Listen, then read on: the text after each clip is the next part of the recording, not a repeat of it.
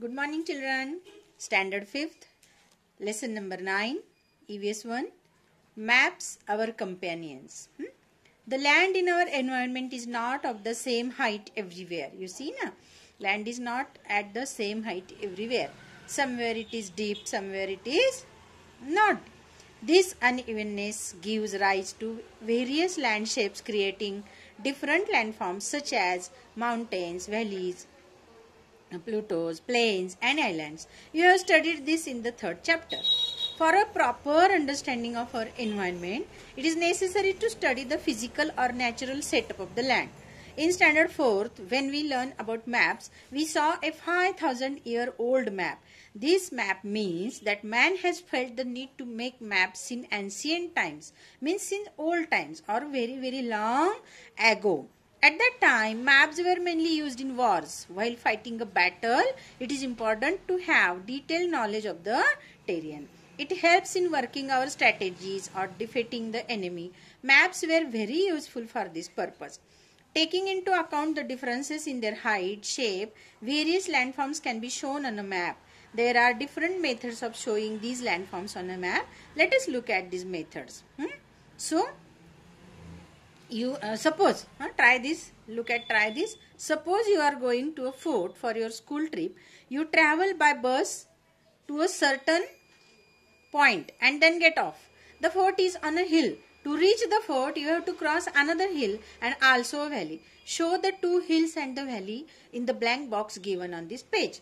Here you have a blank box. You have to show the hills and the plains through your pencil. How will you show that the valley is deep and the mountain is high? Can you tell? Okay. So see map number A, map number B and map number C. Study the maps shown above. All three maps show the same area but they look different. Study the maps and answer the following questions. In a map A, how has the height of the land been shown? Look at the map. This is map A. How the height has shown? Observe and tell. So, let's turn page number 40.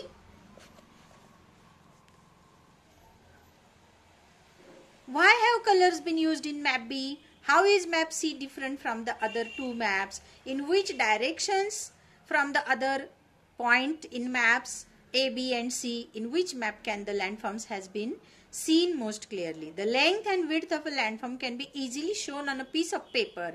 However, the height and depth cannot be shown as easily. So, you have to observe all the three maps and then you have to answer all the questions. So, let's study the different methods of showing the evaluation or height of the land. So, first one, contour line method, second one layer tightening method and third one digital elevation method. So what is meant by contour line method? This method is used to show unevenness of landforms on a map.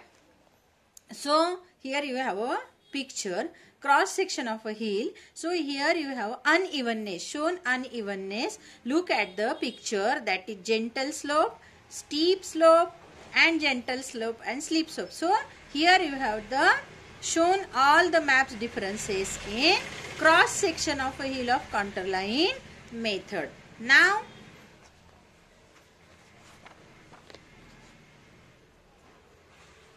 observe the given method. Observe the given diagram. Note this when there is less distance between the contour lines. Now point number 2, layer tinting method. This method is based on contour lines. In this method, the spaces between contour lines are filled with colors. So we have used color to show the layer tinting method. Study the given color index. Note how the color change with the height. The colors between the contour lines shown up differences in the physical setup. See map B. Less than 150, you have given here blue color. Then less than 75, light blue. 0 to 75, grey. 0 to 75, green. 75 to 150, light green. So, there is a different color which is used to show up the differences in the physical setup of C map. So, now the point number 3, digital evaluation method. This is the most modern method. In this, the information obtained through man-made satellite is presented with the help of computers. See map C. In it, we can directly observe the differences in the height of landforms. So, maps are made or maps are given to using the above methods help us to understand the physical setup of a region. Do you understand why map is necessary? To understand the physical setup of a region. In other words, they give us an idea of its height, relief and slope. Using computers, we can even find the height of each point of a digital map. Physical maps can be used in military operations, tourism, drawing up mountaineering routes and in making regional development of plans, etc. So, now the point is use your brain power. See, the picture is given here. Places of different heights are shown in the above box. Find that and join the dots that show places of the same height. What method of showing the landforms on a map have you used here? Write the answer in the box. So I have drawn here all the numbers according to this one with my pencil, and the answer is counter line method. So you have to do it at your home and study the map. Now the next point is, do you know? Nowadays many modern methods of making maps have been developed. Previously relief was shown using the hill shading technique. The map given below is an example of this. See the picture, hill shading technique. Here which method is used? That is the method, it is called hill shading. So now a map made by the layer tinting method is given in another chapter. Find the map and write its caption in the blank box below. So you have to study the words and write there. So now this another activity is here. Try this. You have to try it your own. Make an outline map showing various places in your neighborhood or school. Look at your neighborhood or look in your colony, your area, and whatever you want to do with your pencil, you have to draw the outline map showing various places of your neighborhood or above or around your school. Number 2, exchange your outline maps with those of your friends. You have to exchange your drawings with each others. Make lists of what you understand and do not understand in your friends' maps. Suppose you have got your friends' map, no? So observe it carefully, and what you do not understand, you have to make the list and discuss the 3 things with one another, and then another day you have to discuss the things with one another. So what you understood or what you do not understand. Think about why you did not understand some of the things your friend had shown in their map. So why do not you understand? You have to discuss. Many people use maps. Many components are shown in maps or outline maps. If though these components are shown on different maps in different ways, components means things shown on different ways, therefore standard signs and symbols are used to make the map easy to read. These symbols and signs are universally used for specific components. That is why everyone can understand. So number 1, conventional signs. Signs are used to show various things on a map as per convention. These are in the form of letters or geometrical shapes like lines, circles, triangles, dots, etc.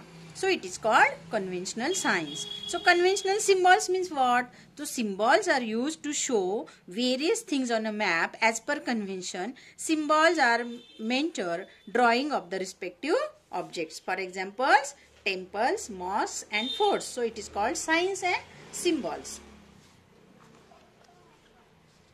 Now we will see the use of signs and symbols in a map helps the reader to get exact information about the places on the map. A list of the things that the signs and symbols represent is given in the key to the map.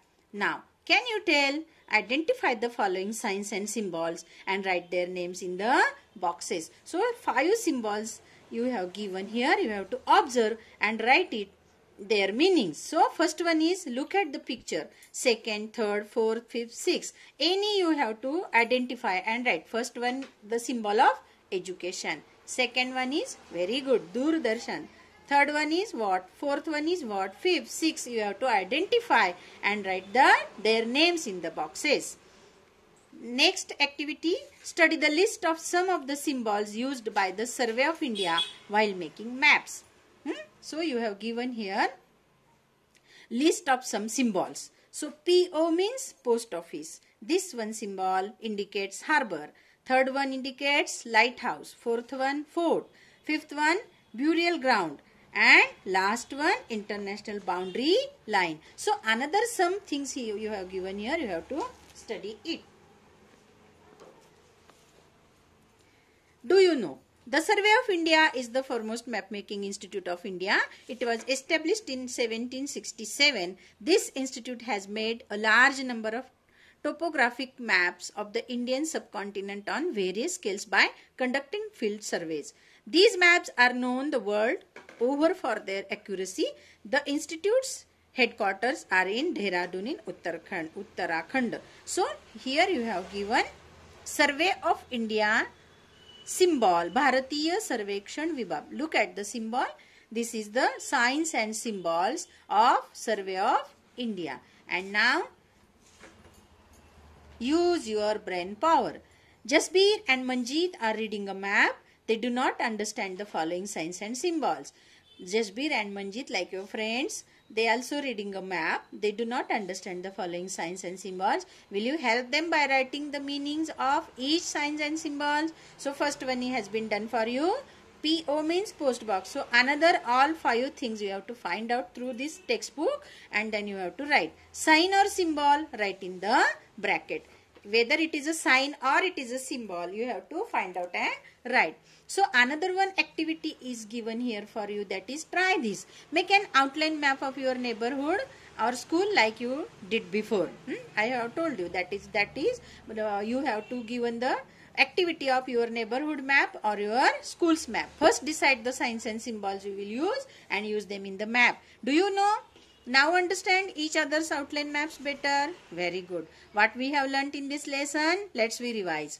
Introduction to landforms, methods of showing physiography, the use of colors to show height, and the use of conventional signs and symbols. So children, we have completed this lesson. Now the exercise you have to solve your own. Suppose there is some queries, you can ask us. Thank you very much.